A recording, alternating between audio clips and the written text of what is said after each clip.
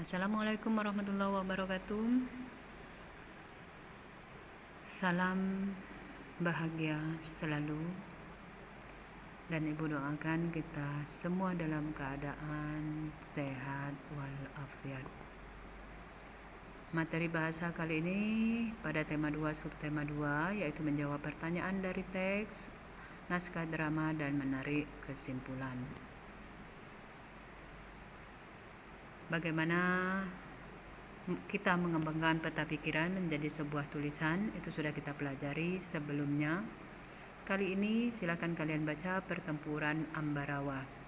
Nah, peta pikiran yang bisa kita ambil dari wacana tersebut adalah apa yang menjadi latar belakang peristiwa Medan Area, di mana terjadi peristiwa tersebut, kapan puncak dari peristiwa Medan Area tersebut, bagaimana aksi pejuang mempertahankan peristiwa Medan Area, mengapa sekutu mengancam para pemuda untuk menyerahkan senjata mereka, dan siapa pemimpin pasukan sekutu dalam pertempuran Medan Area. Dari peta pikiran ini kita bisa ubah menjadi sebuah tulisan dengan kalian rangkai menggunakan kalimat sendiri.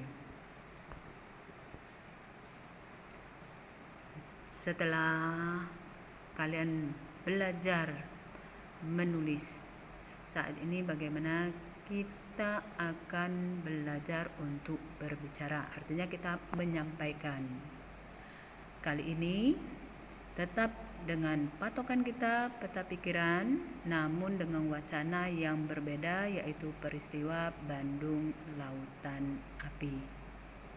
Apa saja yang bisa kita ambil informasi dari peristiwa Bandung Lautan Api? Kita bisa menggunakan peta dengan pertanyaan sebagai berikut. Di mana peristiwa Bandung Lautan Api terjadi? Kapan puncak peristiwa tersebut? Siapa yang terlibat dalam peristiwa Bandung Lautan Api? Mengapa pejuang membumi hanguskan wilayah Bandung Utara? Bagaimana aksi pejuang mempertahankan peristiwa tersebut? Apa yang menjadi latar belakang peristiwa tersebut? Nah, ini merupakan salah satu dari peristiwa yang terjadi selama mempertahankan kemerdekaan Indonesia. Berikutnya yaitu unsur intrinsik dalam dialog atau percakapan. Sebelumnya mungkin bisa terjadi dialog di antara kalian pada saat membuat peta pikiran, ya. Nah, adapun unsur di dalamnya itu adalah, yang pertama adalah tema. Tema itu apa? Pokok pembicaraan. Yang kedua, alur. Alur adalah jalan cerita.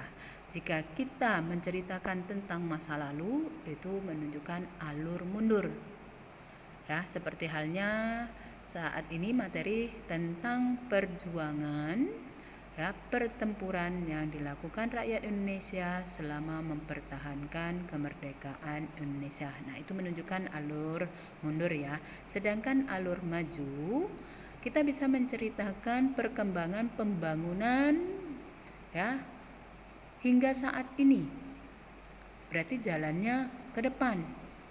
Jika demikian, maka jalan cerita atau alur atau plot menunjukkan alur maju. Yang ketiga adalah latar belakang. Latar belakang ini adalah tempat kejadian. Lalu ada tokoh. Tokoh itu apa? Pemeran dalam melakukan kegiatan, misalkan kerja kelompok. Kalian yang di dalamnya, dalam kelompok tersebut, itu merupakan tokoh. Yang kelima adalah sifat tokoh. Bagaimana penokohan dalam kelompok belajar? Si A itu bagaimana? Si B, si C, si D, dan seterusnya.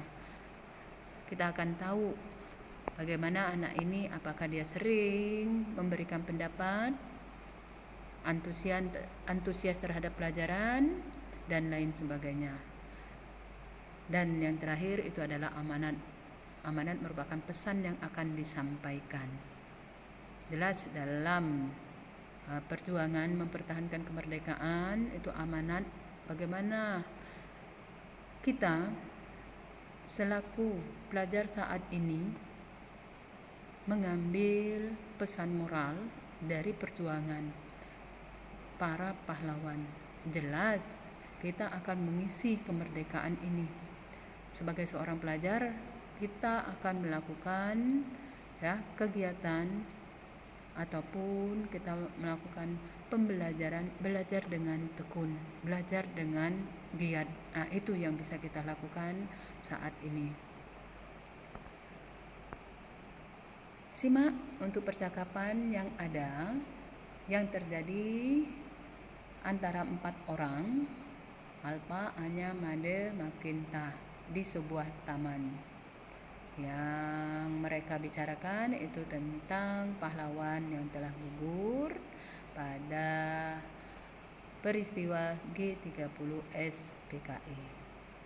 Silakan kalian baca, simak. Nah, dari dialog tersebut apa yang bisa kita tarik kesimpulan untuk tema dialog? Apa nak? Ya, tentang pahlawan. Betul. Bagaimana untuk tempat kejadian atau latar dialog ini terjadi di mana? Iya, betul, di sebuah taman. Alur atau jalan cerita. Di sini mereka menceritakan peristiwa yang sudah lewat. Itu artinya alurnya mundur. Nah, untuk penokohan itu bisa kalian tahu dari 4 anak ini tadi. Tokoh ada Alpa, Aya, Made, dan Makinta. Untuk sifat tokoh bisa kalian sebutkan masing-masing dari keempat anak tersebut, dan amanat.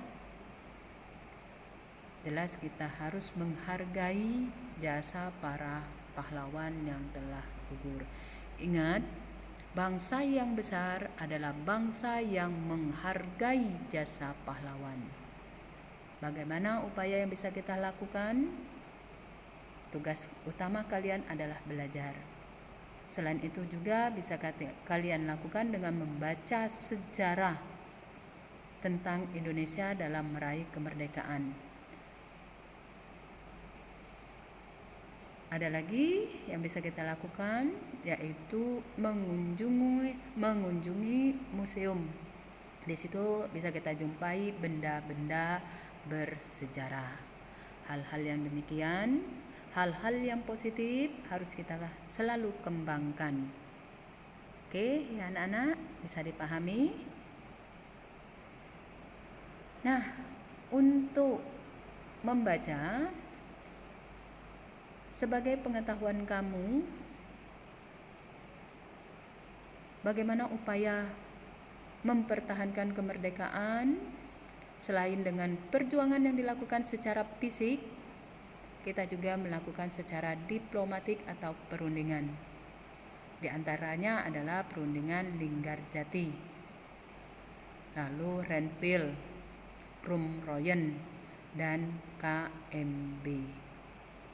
Nah, KMB ini merupakan perundingan terakhir di mana Belanda pada akhirnya mengakui kemerdekaan Indonesia secara de facto di Belanda, yaitu di kota Den Haag yang diwakili oleh Muhammad Hatta. Untuk selanjutnya silakan kalian kerjakan tugas yang sudah Ibu berikan. Ya. Yang pertama, kalian menentukan unsur intrinsik dalam sebuah dialog. Lalu kalian membuat peta pikiran dan menarik kesimpulan dari wacana yang disediakan. Demikian materi bahasa Indonesia pagi ini. Mudah-mudahan materi kali ini bisa kalian pahami sehingga bisa kalian menyelesaikan tugas yang diberikan. Ibu akhiri dengan ucapan wassalamualaikum warahmatullahi wabarakatuh. Salam untuk keluarga. Dadah.